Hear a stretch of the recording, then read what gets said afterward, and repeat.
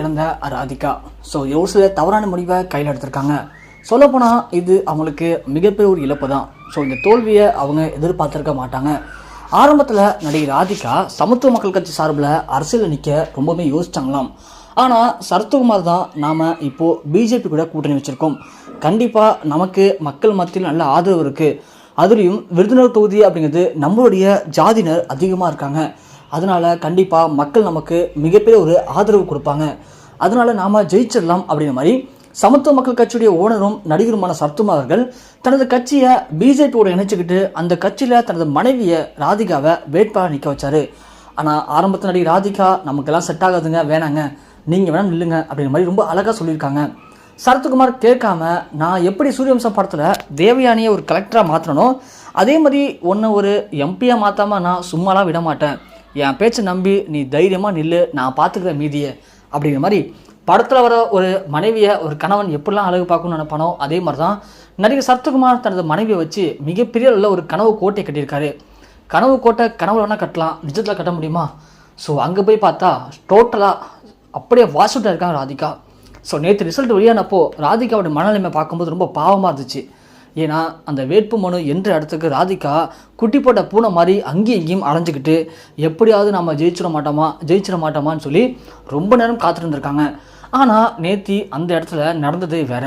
So ராதிகாவுடைய வாக்கு எண்ணிக்கை அப்படிங்கிறது ரொம்ப ரொம்ப ரொம்ப குறைவு தாங்க. ஏன்னா அங்கே பிஜேபி ராதிகாவை எதிர்த்து நின்னது சரத்குமாருடைய பாலிய சிநேகிதன், ராதிகாவுடைய முன்னாள் காதலர் கேப்டன் விஜயனுடைய மகனான விஜய பிரபாகரன் தான் ராதிகாவுக்கு ஆப்பரண்டா தேமுதிக சார்பில் நின்னார். அதே மாதிரி ஏடிஎம்கே சைடிலும் நின்னாங்க. அப்புறம் நாம் தமிழர் கட்சி திமுக. இப்படி இருக்கும்போது அதிகமாக வாக்கு எண்ணிக்கையில் முன்னிலை இருந்தது விஜய பிரபாகரன் தான். ஸோ கேப்டனுடைய மகனுக்கு நல்ல ஆதரவு கொடுத்தாங்க மக்கள். கண்டிப்பாக தேமுதிக சார்பில் விஜய பிரபாகரன் ஜெயிச்சிருவார் அப்படிங்கிற மாதிரி தான் நம்ம எல்லாம் நினச்சோம். ஆனால் கடைசியில் ஒரு 2000 ஓட்டு வித்தியாசத்தில் திமுக ஜெயிச்சுட்டு போயிட்டாங்க. ஆனால் அவராச்சும் ஒரு 2000 ஓட்டு வித்தியாசத்தில் தோற்று போனார். அதனால் மக்கள் அவர் மேலே வச்சு நம்பிக்கையை காப்பாற்றுற விதமாக நல்லாவே ஓட்டு அளிச்சிருந்தாங்க. ஆனால் ராதிகா நிலமை அப்படிங்கிறது ரொம்ப ரொம்ப படு மோசங்க.